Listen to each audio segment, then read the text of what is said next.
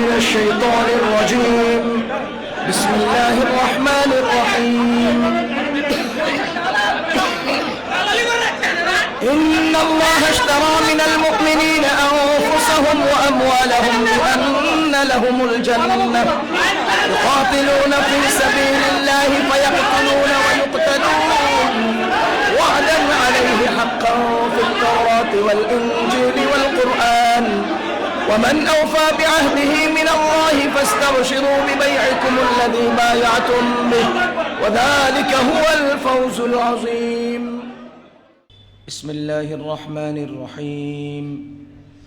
وتعاونوا على البر والتقوى ولا تعاونوا على الإثم والعدوان واتقوا الله إن الله شديد العقاب. وقال رسول الله صلى الله عليه وسلم إذا ضيعت الأمانة فانتظر الساعة. قيل كيف أضاعت الأمانة؟ قال إذا وسد الأمر إلى غير أهله أو كما قال عليه الصلاة والسلام.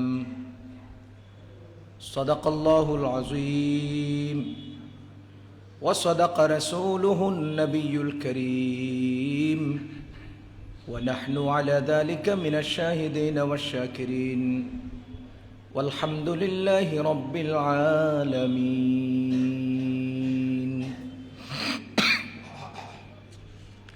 আলহামদুলিল্লাহ, আল্লাহ রব্বুল আলমিনের অশেষ মেহরবানি, যিনি আমাদেরকে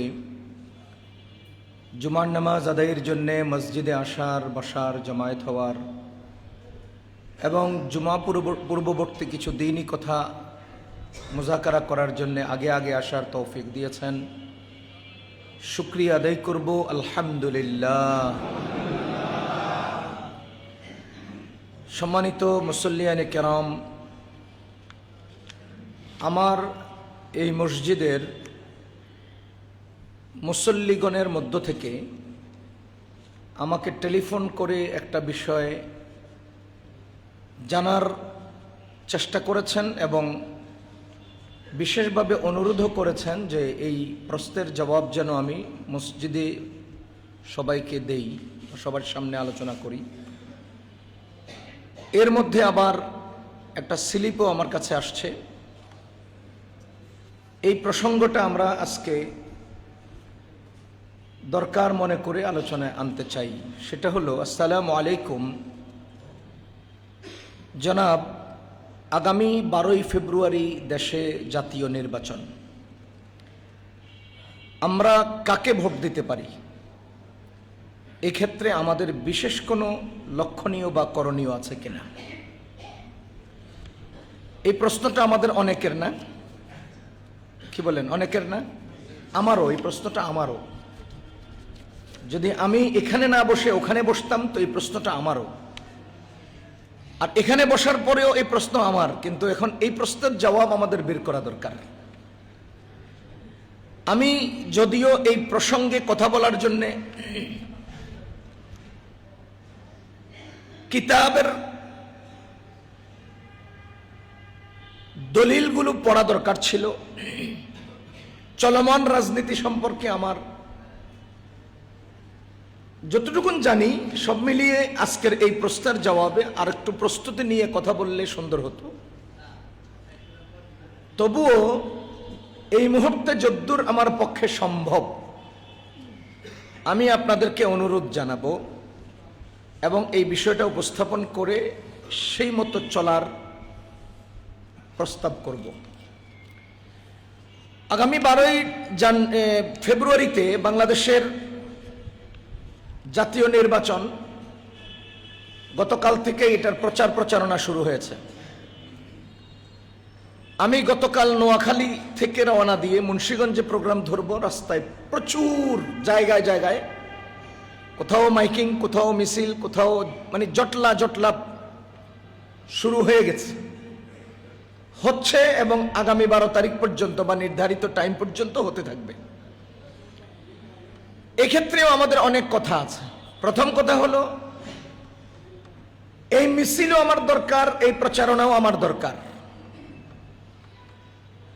পাশাপাশি অন্যের কষ্ট যেন না হয় সেই বিষয়টাও আমার লক্ষ্য করা দরকার। যাহা হোক, নির্বাচন কেন্দ্রিক কাকে ভোট দিতে পারি এবং এক্ষেত্রে আমাদের লক্ষণীয় বিষয় কি, এই প্রসঙ্গে আল্লাহ তাআলা বলেন, ওয়াতাআওয়ানু আলাল বিররি ওয়াত তাকওয়া।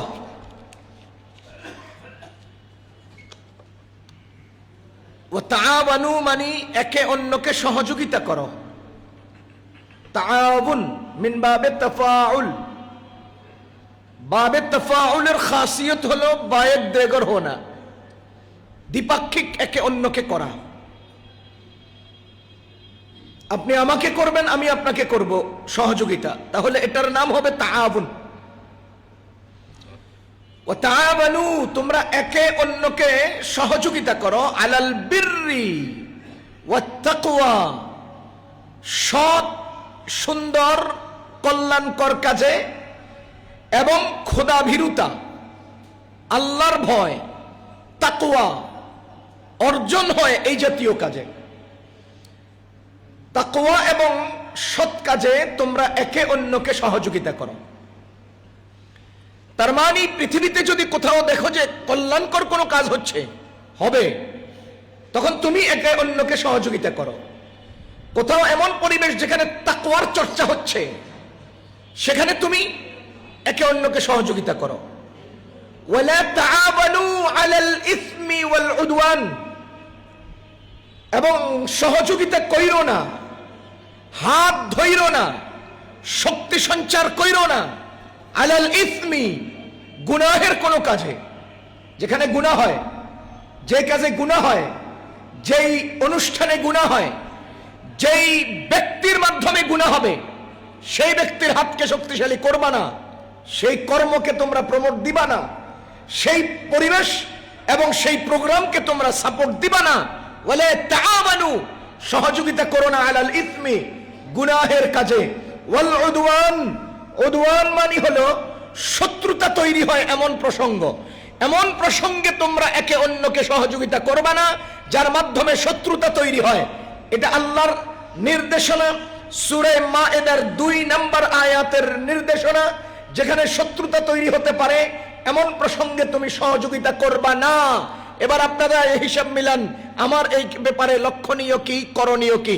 সমাজের মধ্যে যার মাধ্যমে গুনাহের বাজার বেশি হবে, যার মাধ্যমে সমাজে দলাদলি, মারামারি, হানাহানি এবং এক পক্ষ অন্য পক্ষের প্রতি বিদ্বেষ এবং শত্রুতার বীজ বপন হবে, এরকম কোন নেতাকে সাপোর্ট দেওয়া আল্লাহর এই আয়াত নিষেধ করে দিয়েছে। সুতরাং আমার কি করণীয়? আমার করণীয় হলো, কোন অত্যাচারী, সন্ত্রাসী, চোর, ডাকাত, চাঁদাবাজ কোন নেতা হলে, সে জামাত ইসলামের নেতা হলেও আমি তাকে সাপোর্ট দেব না, সে ধানের শীষের নেতা হলেও আমি তাকে সাপোর্ট দেব না, সে রিকশা মার্কার নেতা হলেও আমি তাকে সাপোর্ট দেব না, সে হাত পাখা মার্কার নেতা হলেও আমি তাকে সাপোর্ট দিতে পারি না, সে নিজের কপালে জিবরাইল আলাইহিস সালামের প্রতিনিধি দাবি করলেও আমি তাকে সাপোর্ট দিতে পারি না। কারণ আমার আল্লাহ আমাকে নীতি নির্ধারণ করে দিয়েছেন।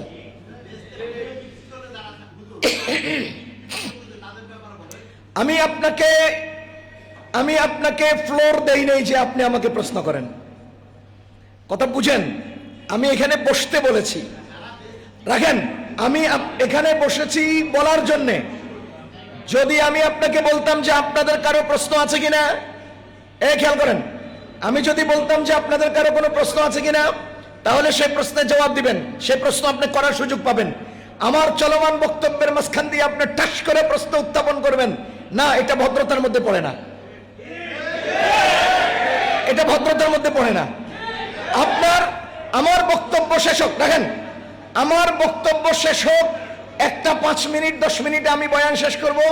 আপনার কোনো প্রশ্নের জবাব থেকে গেলে তখন গিয়ে আপনি প্রশ্ন করবেন। কথা শুরু করি না, এখন প্রশ্ন শুরু করছেন। দেখেন, ওয়ালা তাআওয়ানু আলাল ইসমি ওয়াল উদওয়ান মসজিদ আল্লাহর ঘর, এটা আমিও জানি, আপনিও জানেন। সুতরাং আমার বক্তব্য চলাকালে আপনি যে আওয়াজ দিচ্ছেন, এটাও তো মসজিদ আল্লাহর ঘরের সাথে খেলাফ হচ্ছে। চুপ চুপ থাকেন, সবাই চুপ থাকেন, সবাই চুপ থাকেন। নির্বাচন বাইরে, এখন কত কি বলতেছি আমি? নির্বাচনের কথা বলবো না?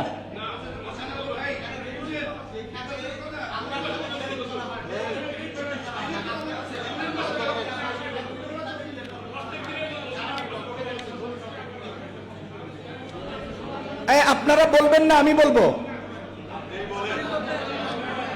চুপ থাকবেন, চুপ থাকবেন, চুপ থাকবেন। এই কোরআন শরীফ পড়তে পারেন? আপনি কোরআন শরীফ পড়তে পারেন? পারেন? কোরআন শরীফের আয়াত বলতেছি আমি কোরআনের আয়াত বলতেছি। আরে কোরআনের আয়াত বলতেছি আমি। চুপ থাকেন।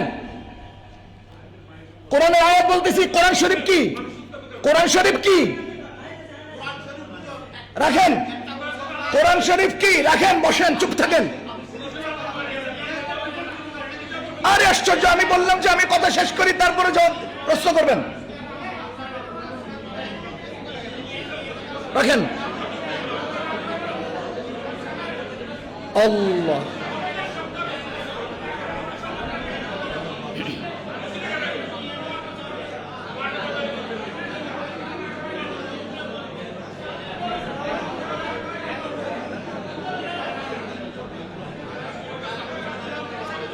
সবাই এক বাক্যে আওয়াজ দিয়ে বলেন আল্লাহু আকবার, আল্লাহু আকবার, আল্লাহু আকবার। তাকবীরের দ্বারা শয়তান পালায়। তিনবার তাকবীর দিছি, এরপরে যে কথা কব, হ্যাঁ রে, আমি মসজিদ থেকে বের করে দেব। এটা মসজিদ। আমি আয়াত অনুবাদ করে দিচ্ছি। আপনার কোনো বাহাদুরি থাকলে আমার অনুবাদের ভুল হলে আপনি ধরে দিবেন। আমার আয়াতের বাহিরে গেলে ভুল হলে আপনি ধরে দিবেন। আমি হাদিস না বললে আপনি ভুল হলে ধরে দিবেন। আমি খতিব এখানকার। আমি আপনার থেকে অন্তত 100 গুণ বেশি যোগ্যতা নিয়ে এখানে বসেছি। আমি আপনার থেকে অন্তত 100 গুণ বেশি যোগ্যতা নিয়ে এখানে বসেছি। আমি আপনাকে ফ্লোর যদি দিতাম যে আপনার কোনো কথা আছে কিনা, তখন আপনি কথা বলবেন। আমি শুরুতেই বলেছি এটা ভদ্রতার মধ্যে যায় না। এরপর আপনি কথা বলেন কেন? অভদ্র আচরণ করেন কেন? আল্লাহ তাআলা কি বলছেন?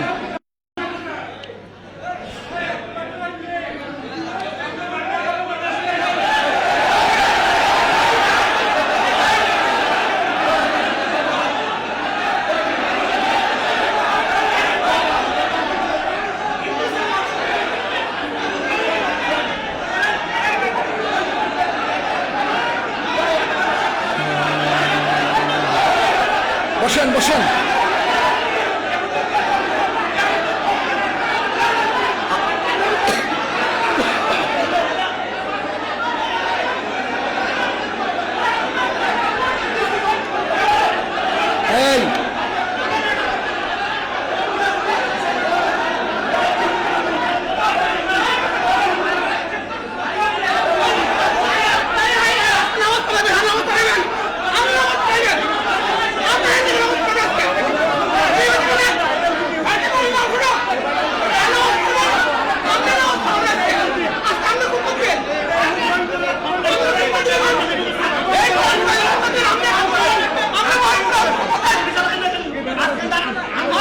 أعوذ بالله من الشيطان الرجيم. بسم الله الرحمن الرحيم. إن الله اشترى من المؤمنين أنفسهم وأموالهم بأن لهم الجنة يقاتلون في سبيل الله فيقتلون ويقتلون وعدا عليه حقا في التوراة والإنجيل والقرآن ومن أوفى بعهده من الله فاستبشروا ببيعكم الذي بايعتم به وذلك هو الفوز العظيم. التائبون العابدون الحامدون السائحون الراكعون الساجدون الآمرون بالمعروف والناهون عن المنكر والحافظون لحدود الله وبشر المؤمنين. ما كان للنبي والذين آمنوا أن يستغفروا للمشركين ولو كانوا أولي قربى من بعد ما تبين لهم أنهم أصحاب الجحيم وما كان استغفار إبراهيم لأبيه إلا عن موعدة وعدها إياه فلما تبين له أنه عدو لله تبرأ منه يتقون إن الله بكل شيء عليم إن الله له ملك السماوات والأرض يحيي ويميت وما لكم من دون الله من ولي ولا نصير الله أكبر الله أكبر الله أكبر নির্বাচন কি আইছে? নির্বাচনের নাম লইলে এরকম খেপেন কেন আপনারা? নির্বাচন আইলে কি হবে? এই কথা নাই ভাই, আল্লাহর ওয়াস্তে মাফ করেন ভাই। নির্বাচন আইলে কি করবেন? নির্বাচনের পরে কি করবেন? আমরা ইনসাফের সাথে কোরআন কি বলছে, হাদিস কি বলছে, এরপরে প্রশ্ন গণতান্ত্রিক নীতিতে নির্বাচন বা এই রাজনীতি কতটুকুন ইসলাম সমর্থন করে। আমি চাইছিলাম যে আজকে এই প্রসঙ্গে দুই একটা কথা বলবো। এগুলো আমাদের অনেক মুসলমানের কলিজায় জমে থাকা কথা। এই প্রসঙ্গটা বলা দরকার মনে করেছি, বলতেছি। আমার কারো যদি কোনো প্রশ্ন থেকে যায়, ইনসাফের কথা বলেন তো, আপনি যদি আমার জায়গায় হতেন আর পরিবেশটা যদি এমন হতো, আপনার কেমন লাগতো? ইনসাফের সাথে বলেন তো, আপনি যদি একটা মজমায় কথা বলেন, আপনার কথা শেষ হওয়ার পরে কেউ একজন প্রশ্ন করবে লিখিত অথবা আদবের সাথে, ভাই আমার একটা বিষয় জানার ছিল, আমি কি বলতে পারি? টেলিফোনের ইয়া কি, আদব কি? প্রতিপক্ষকে আমি ফোন করলাম, উনি রিসিভ করলেন, আমার জিম্মাদারি হলো ওনার টাইম আছে কিনা, এই মুহূর্তে আমার সাথে কথা বলার মুড আছে কিনা, তাকে জিজ্ঞেস করা যে আমি 2 মিনিট একটু কথা বলবো, আপনি কি আমাকে সুযোগ দিবেন? এটাই হলো আদব, এটা ইসলাম, এটা ইসলাম শিখায় আমাকে। এখন আমি ইসলাম শিখবো না, আবার কেউ শিখাইতে চাইলে সেখানে প্রশ্ন করে পরিবেশ নষ্ট করব, এটা তো হয় না ভাই। আমার আল্লাহ বলেন, আমি এখন একেবারে নরম সুরে আপনাদেরকে, যেহেতু প্রসঙ্গটার উত্তর দিতে হয় আমি দিয়ে দিচ্ছি, আপনাদের এরপরেও কারো যদি প্রশ্ন থাকে আল্লাহর ওয়াস্তে আমাকে পরে জিজ্ঞেস করবেন, হয়তো মৌখিকভাবে আর না হলে লিখিতভাবে। আমি শুরুতেই বলেছি যে এই প্রসঙ্গে আমার বক্তব্য দেওয়ার জন্য আরো কিছু পড়ালেখা করার দরকার ছিল, যেহেতু এটা অপ্রত্যাশিত ইমার্জেন্সি প্রশ্ন, এই প্রশ্নের জবাব দিতে আমি এই মুহূর্তে আমার জেহানে যা আসছে, আমরা তো একটা কথা বলার জন্য আগে মানসিকভাবে এটার একটা তারতিব দিই, এটা সাজাই, এরপরে আমি এই প্রসঙ্গগুলো সামনে আনলে আজকে এই প্রশ্নটার উত্তর সুন্দর হবে। এই টাইপের একটা কথা, একটা মানসিক প্রস্তুতি আমি নেই, আমি সেটা নিয়ে এখানে বসছি। আমি শুরুতে সূরা মাইদার 2 নম্বর আয়াতের অংশ বিশেষ তেলাওয়াত করছি, এরপরে সেটার অনুবাদ করছি। আপনারা নির্বাচন কি বাহিরের কাজ? নির্বাচন আমাদের প্রত্যেকের জীবনের অংশ না? প্রত্যেকের হাতের এই সিল না? প্রত্যেকের হাতের এই হাতের মধ্যে এটা লাগবে না? তো এটাই তো জীবন, আর এটাই তো দিন, এটাই তো ইসলাম। আপনি কি বলতে পারবেন যে আমার মাথার তালু থেকে পায়ের তালু পর্যন্ত পুরো শরীরের একটা অংশ যেখানে ইসলাম নাই, যা ইসলামের নির্দেশনা নাই, বলতে পারবেন? আপনি কি বলতে পারবেন আপনার আসমান থেকে জমিনের মাঝখানে কোনো একটা ফাঁকা জায়গায় যেখানে ইসলামের নির্দেশনা নাই? তাই কেন আপনি ইসলাম থেকে, মসজিদ থেকে, কোরআন থেকে, হাদিস থেকে আপনার কিছু কিছু কাজকে দূরে সরাতে চান কেন? যদি এটা আপনার আকীদা হয় তো আপনার ঈমানের সমস্যা তৈরি হবে তো ভাই। যদি আকীদা হয় যে আমার এই প্রসঙ্গটা ইসলামের কোনো দিক নির্দেশনা নাই, এই প্রসঙ্গ ইসলামের বাহিরের, একথা যদি কেউ মনে করে আর বিশ্বাস করে, তো সাথে সাথে তার ঈমানের সমস্যা হবে তো ভাই। এগুলো আমাদের না বললে কে বলবে? আমরা না বললে কে বলবে? আপনি হয়তো জানেন সূরা ফাতিহা আমি যতবার পড়ি ততবার মজা লাগে। এখানে প্রত্যেকজন মুসলমান সূরা ফাতিহা পারেন না, পারলেও কি সূরা ফাতিহা আমরা কি সূরা নামাজে দেখতে তেলাওয়াত করি না? আমি পারি, সবাই পারেন, এরপরও তো তেলাওয়াত করতে হয়। ওয়াযাক্কির ফাইন্না যিকরা তানফাউল মুমিনিন, আল্লাহ বলেন বয়ান করো, আলোচনা করো, মানুষের সামনে এই কথাগুলোকে মুযাকারা করো। করার দ্বারা কি হবে?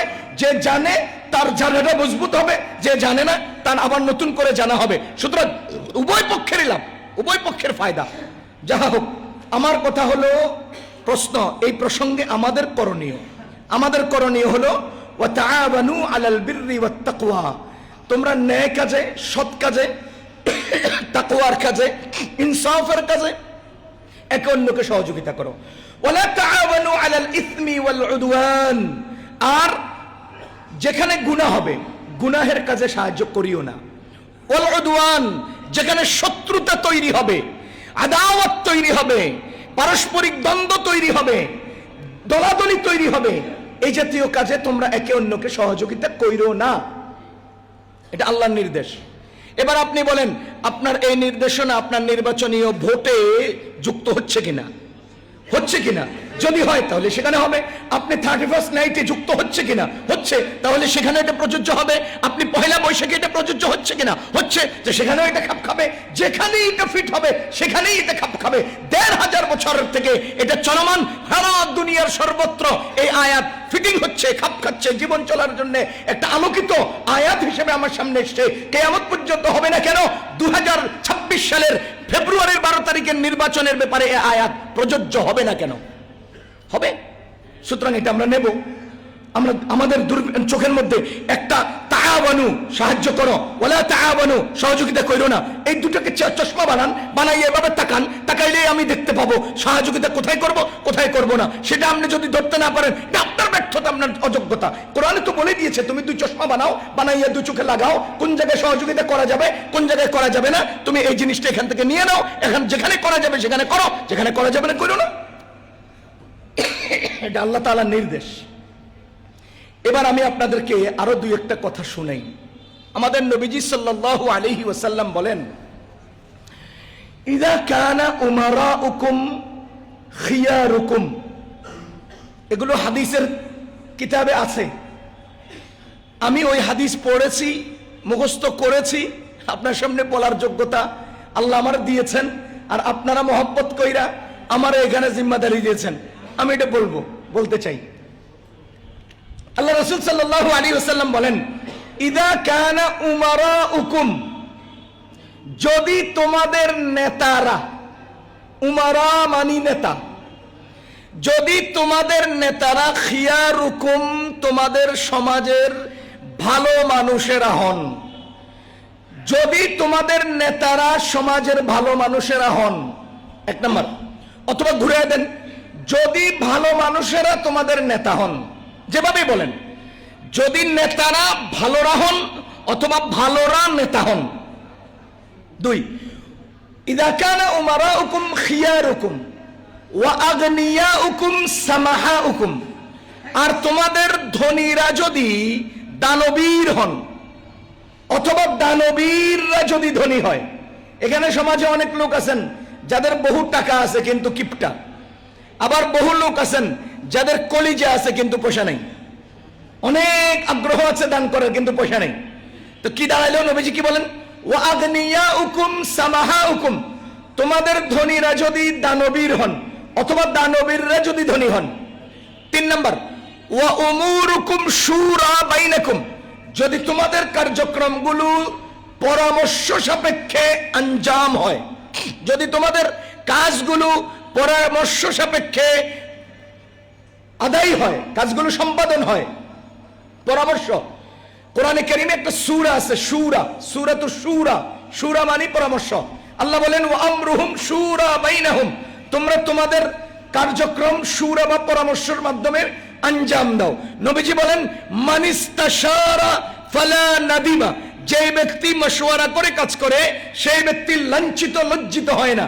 ওই যে আমরা বলি না, 10 মিলে করি কাজ হারি জিতি নাহি লাজ। 10 মিলে করি কাজ মানে 10 জনের মেধা একাত্র করে পরামর্শ সাপেক্ষে যদি কাজ করি, হারি জিতি নাহি লাজ, সে লজ্জিত হয় না। এটা নবীজির হাদিসের অনুবাদ। তাহলে 3টা কথা বলেছেন নবীজি। 1 নম্বর, ইযা কানা উমারাউকুম খিয়ারুকুম, যদি সমাজের নেতারা ভালো হয়, ওয়া আগনিয়াউকুম সামাহাউকুম, যদি সমাজের ধনীরা দানবীর হয়, ওয়া উমুরুকুম শুরা বাইনাকুম, আর যদি কার্যক্রমগুলো তোমাদের পরামর্শ সাপেক্ষে সম্পাদিত হয়, যদি হয়, নবীজি বলেন, ফাযহারুল আরদি খায়রুম মিন বাতনিহা, যহারুল আরদি খায়রুম মিন বাতনিহা। জহারুন মানি হলো পিঠ, বাতানুন মানি হলো পেট।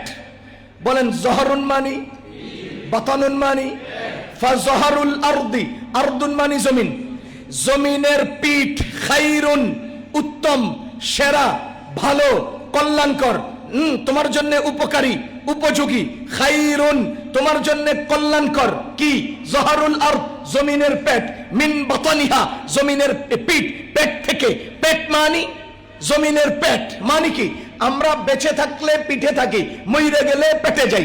বলেন জমিনের পিঠে কতদিন? যতদিন বেঁচে আছি। বলেন জমিনের পিঠে আছি কতদিন? যতদিন বেঁচে আছি। জমিনের পেটে যাই কবে? যখন আমরা মরে যাই। এবার নবীজি বলেন ফাজহারুল আরদি জমিনের পেট, খাইরুন তোমার জন্য কল্যাণকর, মিন থেকে, বাতানিহা জমিনের পেট থেকে। তার মানে তুমি বেঁচে থাকা কালে পিঠে থাকো, মরে গেলে পেটে যাও। তো নবীজি কি বলেন? যদি তোমার আমিররা ধনী হয়, আমিররা যদি ভালো হয়, আর তোমাদের ধনীরা যদি দানবীর হয়, কার্যক্রম যদি পরামর্শ সাপেক্ষে আঞ্জাম হয়, তো ফাজহারুল আরদি জমিনের পিঠ, খাইরুম মিন বাতানিহা জমিনের পেটের চেয়ে উত্তম। তার মানে তোমরা বেঁচে থাকা মরে যাওয়ার চেয়ে ভালো। তোমরা বেঁচে থাকা মরে যাওয়ার চেয়ে ভালো। এবার বলেন আমরা বেঁচে থাকা ভালো মরে যাওয়ার চেয়ে, বেঁচে থাকা উন্নত মরে যাওয়ার চেয়ে, বেঁচে থাকা কল্যাণকর মরে যাওয়ার চেয়ে, বেঁচে থাকা ফায়দাজনক মরে যাওয়ার চেয়ে। কখন, কবে, কতদিন? যদি আমাদের ধনীরা, আমাদের সমাজের নেতারা সৎ লোকেরা নেতা হয়, যদি আমাদের সমাজের ধনীরা দানবীর হয়, যদি আমাদের কার্যক্রম পরামর্শ সাপেক্ষে হয়, ততদিন আমাদের বেঁচে থাকা কল্যাণকর এবং ফায়দাজনক মরে যাওয়ার চেয়ে। এরপরে নবীজি বলেন তোমাদের জমিনের পেট, জমিনের পিঠের চেয়ে উত্তম কবে জানো? ইদা কানা উমারাউকুম শিরারুকুম যদি তোমাদের সমাজের নেতারা অসৎ লোকেরা হয়, অসৎরা নেতা হয়, অসভ্যরা নেতা হয়, নেতারা অসভ্য হয়, বলে নিকৃষ্টরা নেতা হয়, নেতারা নিকৃষ্ট হয়, চাঁদাবাজরা নেতা হয়, নেতারা চাঁদাবাজ হয়, নেতা জালিমরা নেতা হয়, নেতারা জালিম হয়। ওয়া আগনিয়াউকুম বুখালাউকুম দুই নাম্বার যদি তোমাদের সমাজের ধনীরা বখিল হয়, কৃপণ হয়, কঞ্জুস হয়, টাকাওয়ালারা যদি কিপটা হয়ে যায়। তিন নম্বর ওয়া উমুরুকুম ইলা নিসাইকুম আর যদি তোমাদের কার্যক্রম মহিলাদের হাতে চলে যায়, তোমাদের কাজের দায়িত্ব মহিলাদের কাছে চলে যায়, তোমাদের নেতাগিরি মহিলাদের কাছে চলে যায়, তোমাদের দাদাগিরি নারীদের কাছে চলে যায়, তোমাদের ঘরের কাজ নারীদের কাছে চলে যায়, তোমাদের সমাজের কাজ নারীদের হাতে চলে যায়, তোমাদের দেশের কাজ নারীদের হাতে চলে যায়। নবীজি বলেন ফাবাতানুল আরদি খায়রুম মিন যহরিহা তখন তোমাদের বেঁচে থাকার চেয়ে মরে যাওয়া ভালো। তখন তোমাদের বেঁচে থাকার চেয়ে মরে যাওয়া ভালো।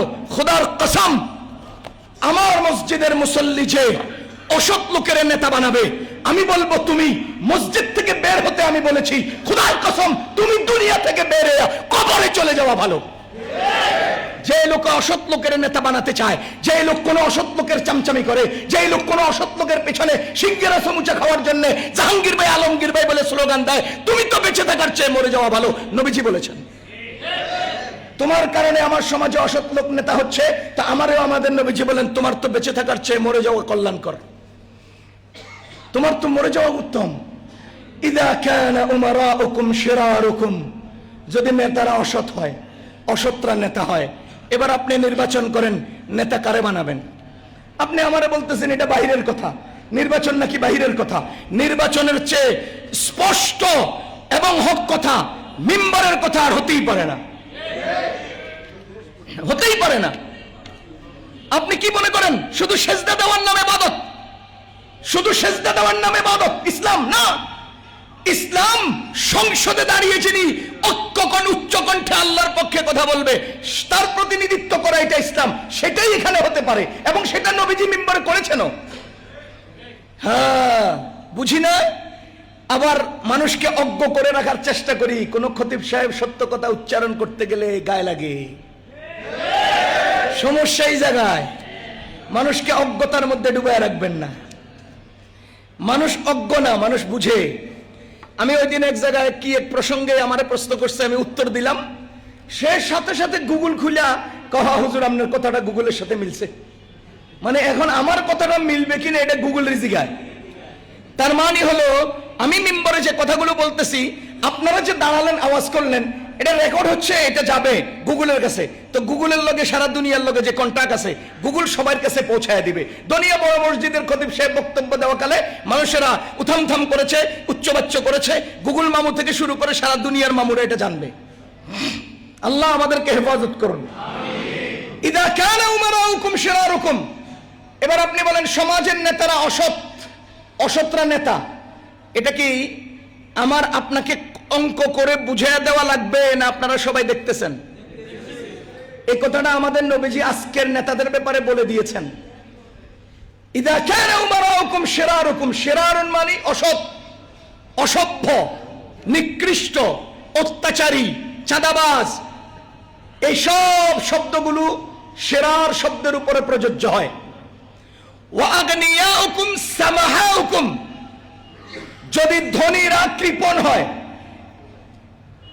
এয়ারপোর্ট থেকে আমি মিরপুরের দিকে যাচ্ছিলাম একবার, অনেক আগের কথা, আছে না বনানীর পরে সিএমএইচ এর দিকে যে রোডটা গেছে কালশির দিকে, ওই রোডের মাথায় আমি বাস থেকে নামছি। আমার স্পষ্ট মনে আছে এক আল্লাহর বান্দা 3টা 5 টাকার নোট এক ফকিরকে দিচ্ছে।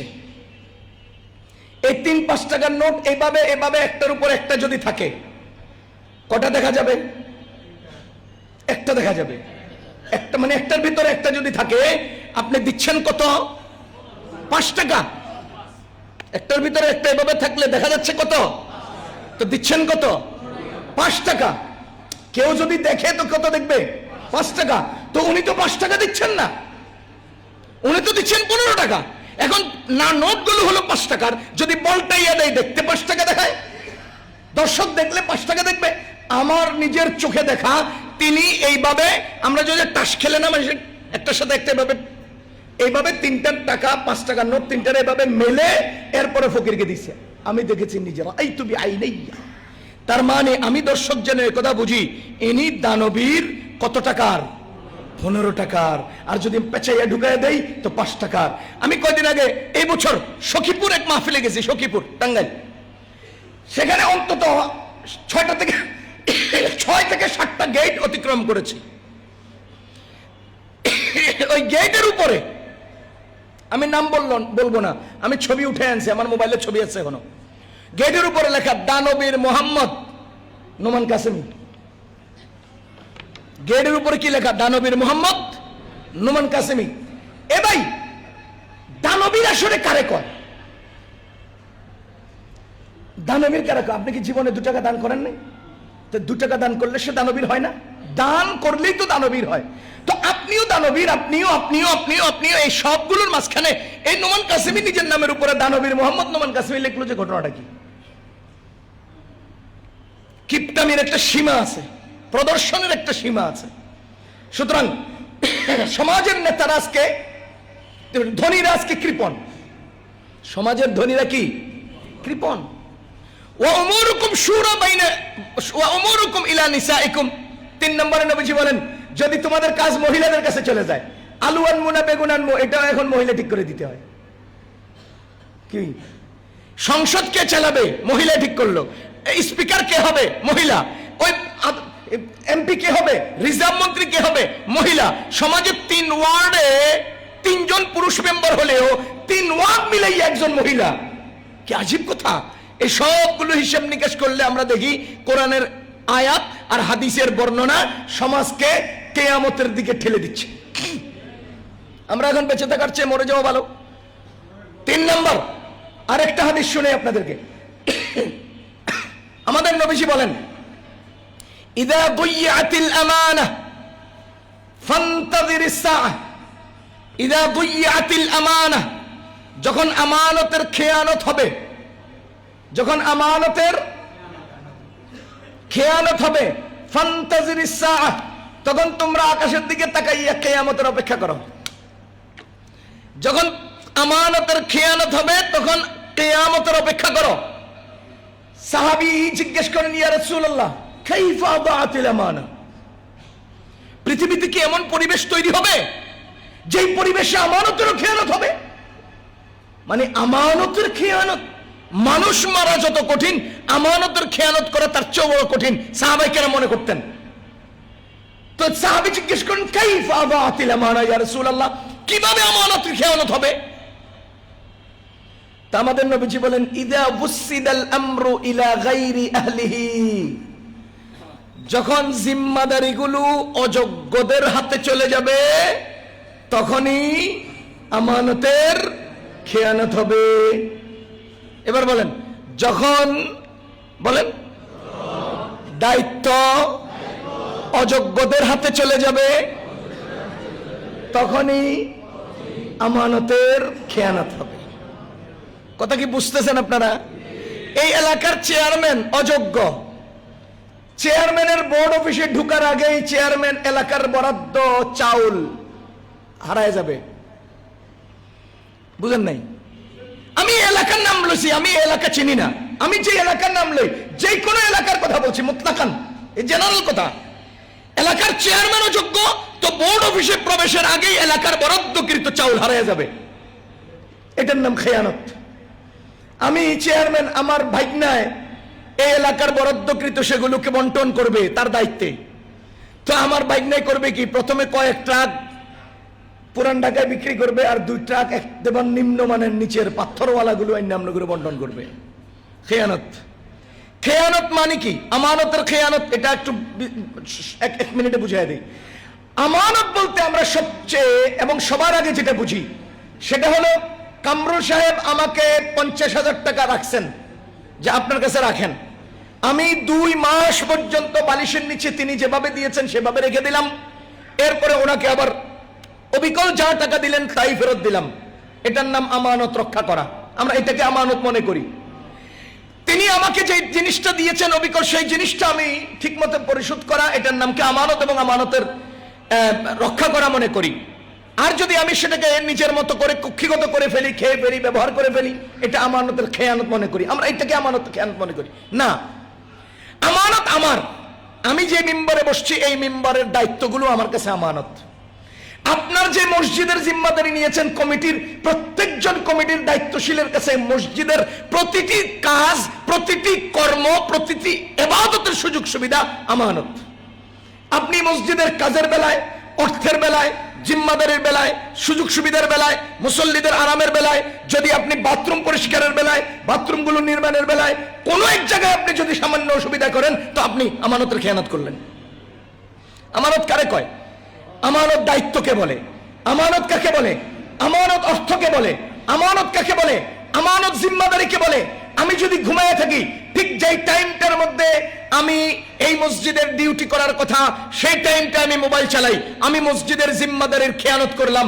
যেই টাইমটার মধ্যে আমার এই প্রতিষ্ঠানের কর্ম করার কথা, সেই টাইমটায় যদি আমি ঘুমিয়ে থাকি, তবে ওই প্রতিষ্ঠানের কর্মের দায়িত্বের খেয়ানত করলাম। শুধু টেবিলের নিচে দিয়ে খাম আদান প্রদান নাম আমানতের খেয়ানত না, আমার দায়িত্বে কোতাহি করা, অবহেলা করা এবং ঠিক মতো দায়িত্ব আদায় না করা, এটাও একটা খেয়ানত। এবার আপনারা বলেন, আমার ওই ওয়াল পর্যন্ত উঠা লাগবে, এই পিলারটা ধইরা উঠলে ওখানে একটা মুক্তা আছে, এটা আনা লাগবে। এখন বলেন তো, এখানে কে উঠতে পারবে? কাকে আপনি দায়িত্ব দিবেন? যে যোগ্যতা রাখে। কাকে দায়িত্ব দিবেন? যে যোগ্যতা রাখে। নবীজি বলেন, ইদা উসিদাল আমরু ইলা গায়রি আহলিহি, এই দায়িত্বটা যদি উঠতে পারে না, এমন অযোগ্যর হাতে চলে যায়, তখনই সে কোনো না কোনো সিস্টেমে খেয়ানত করবে, কোনো না কোনো ভাবে খেয়ানত করবে। এখন আপনি বলেন, 12ই ফেব্রুয়ারিতে বাংলাদেশের প্রতিটি অঞ্চলের দায়িত্বশীল নির্বাচনের ক্ষেত্রে আপনার কোনো জিম্মাদারি আছে কি না?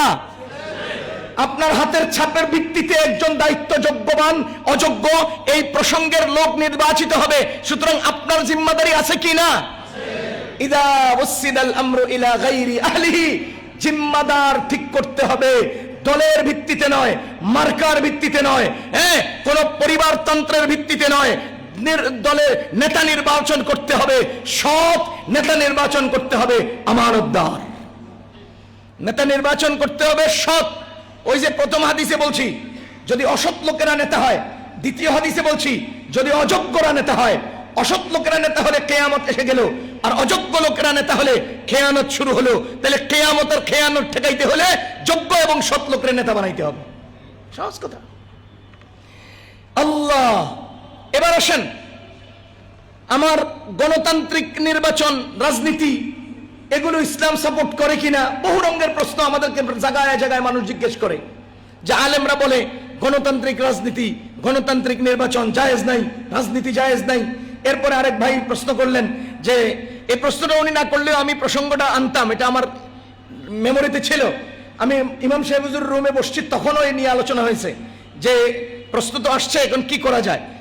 ইমাম সাহেব হুজুরের সাথে আমি রুমে আলোচনা করেছি, তো বলছে যে যদি আপনি জেহেনে হাজির থাকে, কথা যদি আপনি গোছায় বলতে পারেন তাহলে বলেন, আমাদের অনেকেরই উপকার হবে। ইমাম সাহেব হুজুরের সাথে রুমে এই প্রসঙ্গে মশওয়ারা করে আমি এখানে আসছি। তো ইমাম সাহেব আমার জিজ্ঞেস করছে যে এই নির্বাচনে কেউ জান্নাত বিক্রি করতেছে, কেউ 18 কোটি মানুষের নামাজে সওয়াব পেয়ে যাচ্ছে এক ভোট দিয়া, তো এগুলো আসলে ইসলাম কি বলে? আমি বলতেছি মসজিদের খতিব, যিনি জান্নাত বিক্রি করতেছেন তিনিও তো একটা মসজিদেরই খতিব, তিনিও তো কোনো এক জায়গার মাহফিলের বক্তা। তাহলে ওনার এই প্রশ্নগুলোর কি জবাব? এই প্রশ্নগুলোর জবাব হলো, গতকালকে আমরা একটা ভিডিও দেখেছি, আমাদের কি বলে বিএনপির যিনি চেয়ারম্যান, ওনার সিলেটের প্রোগ্রাম, এক শ্রোতাকে নিচে থেকে ডেকে আনছেন, এনে জিজ্ঞেস করছেন আপনি হজে গেছেন? জি। কাবার মালিককে? আল্লাহ। বলাইছেন জান্নাতের মালিককে? আল্লাহ। জাহান্নামের মালিককে? আল্লাহ। জান্নাত দিবেন কে? আল্লাহ। তাহলে যেই জান্নাতটা আল্লাহ দিবেন সেটা আপনি বিক্রি করেন কিভাবে? আপনি তো জান্নাতের মালিক না।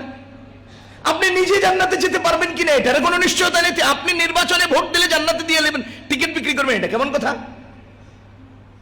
কথা কি বুঝতেছেন আপনারা? এই প্রশ্নের জবাব তারেক জিয়া আমাদেরকে আগে দিয়ে দিছে যে কেউ জান্নাতের মালিক না, সুতরাং কেউ জান্নাত বিক্রি করার সুযোগ পাবে না। তবে হ্যাঁ, আলেম ওলামা নিরপেক্ষভাবে কোরআনের অকাট্য দলিলের ভিত্তিতে, হাদিসের অকাট্য দলিলের ভিত্তিতে, কোরআন হলো আল্লাহর কালাম, আল্লাহর ওয়াদা, হাদিস হলো কালামের ব্যাখ্যা, আল্লাহর ওয়াদা। সুতরাং হাদিসের ভিত্তিতে, কোরআনের ভিত্তিতে যদি কেউ অকাট্য দলিলের আলোকে বলতে পারে যে এই কর্ম করলে জান্নাত, এবং কোরআনে অকাট্যভাবে এটা উল্লেখ আছে, তাহলে সেটা আমিও বলতে পারি, আপনিও বলতে পারেন। কিন্তু কোরআনের কোনো দলিল দূরবর্তী কোনো সম্পর্ক নাই, এরপরে আপনি কবেন আমারে ভোট দিয়ে লাইলে তুমি জান্নাত পাইলে, বা এটা বলা যাবে না। এটা কোরআনের অপব্যাখ্যা, এটা ধর্মের ব্যবসা। এটা কি? ধর্মের ব্যবসা। খুব ভালো করে বুঝেন। আমারে ভোট দিলে তুমি জান্নাত পাইবা, এটা কেমন কথা? আমার নিজের লুঙ্গি ঠিক থাকবে না কিয়ামতের দিন, আমি কেমনে তোমার জান্নাত দিব? আমার তো নিজেরই লুঙ্গির খবর থাকবে না, আমি তোমার জান্নাত কিভাবে দেব? কিয়ামতের দিন আমিও তো আরেকজনের সুপারিশের মোহতাজ, আমিও তো আরেকজনের সুপারিশের মুখাপেক্ষী, তো আমি তোমার কি সুপারিশ দেব? সুতরাং যেগুলো আকল কবুল করে না, যেগুলো কোরআন হাদিসের সাথে যায় না, সেগুলো কোনো অবস্থাতেই আমাদের সামনে উপস্থাপন করার অনুমতি নাই। নাই। এখন মনে করেন এটা যেমন সত্য যে আমি আমার নির্বাচনে ভোট দিলে তোমার জান্নাত দিয়ে দেবো, এটা যেমন বলা যাবে না, সত্য না, ঠিক তেমনি ভাবে কেউ যদি এখানে দাঁড়ায় বলে আমারে যদি নির্বাচিত করেন তাহলে আমি বাংলাদেশে ইসলামী শাসন বাস্তবায়ন করব, এটাও মিথ্যা। আমারে নির্বাচিত করলে আমি বাংলাদেশে ইসলাম প্রতিষ্ঠা করব, এটাও মিথ্যা। কেন মিথ্যা? আপনি যে সিস্টেমে ইসলাম প্রতিষ্ঠা করতে চান আর আওয়াজ দেন আর যে স্লোগান উঠেছেন, এই স্লোগানটা এখানে প্রযোজ্য নয়। কিভাবে? আকাশে তারকা আছে না নাই? আপনারা দেখেন, দেখেন কিনা? সুন্দর লাগে? কথা কয় না? সুন্দর লাগে? যদি একটা তারকা আমি সাথে করে নিয়ে আসতে পারি কেমন লাগবে? ফাইন লাগবে? ফাইন লাগবে? এবার যদি আমি এসে দাঁড়াই, ও ভাইরা আপনি চোখের উপর দিকে একটু তাকায় দেখেন, ওই যে কি সুন্দর তারকা, আমারে যদি নির্বাচিত করেন আমি আকাশ থেকে তারকা এনে আপনার হাতে তুলে দেব, এটা কি সম্ভব? সম্ভব? খোদার কসম, ইসলাম তারকার মতো ঝলঝল করছে। বাংলাদেশে ইসলাম প্রতিষ্ঠা এমন এমন দূরবর্তী এলাকায় বসে বসে তারকার মতো ঝলঝল করছে। আমরা যারা বাংলাদেশে অবস্থান করছি, এই বাংলাদেশের সোসাইটি, বাংলাদেশের পরিবেশ, বাংলাদেশের ভৌগোলিক অবস্থান, বাংলাদেশের বর্তমান হালত, এই হালতের ভিত্তিতে এই আলোকিত ইসলামকে যদি কেউ বলে আপনি যদি আমারে নির্বাচিত করেন আমি ইসলাম আইনে এখানে বাস্তবায়ন করবো, ঠিক আপনি যদি আমারে নির্বাচন করেন আকাশ থেকে তারা আইনে এখানে আপনার হাতে দিয়ে দেবো, দুটোটা সমান। আকাশে তারা আনাও যেভাবে অসম্ভব, আজকের বাংলাদেশে ইসলাম প্রতিষ্ঠা করা রাজনৈতিক অঙ্গনে এটাও অসম্ভব। সুতরাং এই অসম্ভব বিষয়গুলোকে আপনার সামনে উপস্থাপন করার ওয়াদা করা, এটা মিথ্যা, এটা হুদা। হ্যাঁ, আপনি যদি এই কথা বলেন যে আমি বাংলাদেশের যদি নির্বাচিত হই চাঁদাবাজি কমাবো, আমি এটা আপনি পারবেন। যদি বলেন যে আমি নির্বাচিত হলে সৌহার্দ্য বৃদ্ধি করব, এটা আপনি পারবেন। আমি যদি নির্বাচিত হই তাহলে আমি নিরাপত্তা ব্যবস্থা আরো উন্নত করব, এটা আপনি পারবেন। আপনি যদি নির্বাচিত হই আমি চোর ডাকাতদের উপদ্রব কমাবো, এটা আপনি পারবেন। কিন্তু আপনি যদি বলেন আমি নির্বাচিত হলে জান্নাত দিয়ে দেব, এটাও মিথ্যা। যদি বলেন আমি নির্বাচিত, এটা সিস্টেমের নাই। যে মেশিনে বোতল বানায়, কিসের? প্লাস্টিকের, দিয়ে রাখছেন প্লাস্টিক, বানাবেন বোতল। আর আপনি যদি বলেন যে আমি এখানে স্টিলের বোতল বানাবো, হবে না তো, এখানে পদার্থই তো প্লাস্টিক। সিস্টেমটাই তো আপনার এখানে ইসলামের বাহির, তা আপনি এখানে ইসলাম প্রতিষ্ঠা করবেন কিভাবে? সুতরাং আমি এবার প্রশ্ন হলো, গণতান্ত্রিক এই নির্বাচন এটা ইসলাম সাপোর্ট করে কিনা? এই প্রসঙ্গে উত্তর হলো, গণতান্ত্রিক ধারায় গণতন্ত্র প্রতিষ্ঠার নির্বাচন, গণতান্ত্রিক ধারায় গণতন্ত্র প্রতিষ্ঠার এই রাজনীতি, এটাকে ইসলাম সাপোর্ট করবে না। তবে চলমান এই বাংলাদেশের রাজনীতিতে এর মাধ্যমে নেতা নির্বাচিত হয়, এর মাধ্যমে ধর্ম পালনের স্বাধীনতা, এর মাধ্যমে অনৈতিক, অনিসলামিক এবং অসামাজিক কার্যক্রম প্রতিষ্ঠার ক্ষেত্রে আমাদের পদক্ষেপ গ্রহণের সুযোগ সুবিধা থাকা না থাকা, এগুলো যেহেতু এর সাথে যুক্ত আছে, সুতরাং চলমান রাজনীতিতে অংশগ্রহণ করা জায়েজ। কিসের ভিত্তিতে? তা'মুরুনা বিল মারুফি ওয়া তানহাউনা আনিল মুনকার, তুমি সৎ কাজের আদেশ করবা, অসৎ কাজ থেকে বারণ করবা। এই সৎ কাজের আদেশ, অসৎ কাজ থেকে বারণ করার ভিত্তিতে যদি আমি নির্বাচনে না যাই, যদি আমি রাজনীতিতে না যাই, যদি কোনো দলের সাথে যুক্ত না হই, তাহলে আমি তো আমার সৎ কাজের আদেশগুলো দিতে পারছি না, আমি তো আমার অসৎ কাজ থেকে বারণ করার সুযোগটা পাচ্ছি না। সুতরাং চলমান রাজনীতিতে কেউ যদি যুক্ত হতে চান, আলেম হোক, জালেম হোক, মুসলিম, সবাই এর মধ্যে যুক্ত হতে পারবেন এবং হয়ে সৎ কাজের পক্ষে আপনি ভোট দিয়ে দেশে সৎ এবং অসৎ কাজ থেকে মানুষকে বারণ করার এই ভূমিকা রাখতে পারবেন। সুতরাং এটা ইসলাম প্রতিষ্ঠার রাজনীতি নয়, এটা সমাজের সৎ অসৎ কাজের আদেশ নিষেধের ব্যাপারে আমরা ভূমিকা রাখার ক্ষেত্রে এই নির্বাচনে অংশগ্রহণ করব, করতে পারবো, এই রাজনীতিতে অংশগ্রহণ করব এবং করতে পারবো।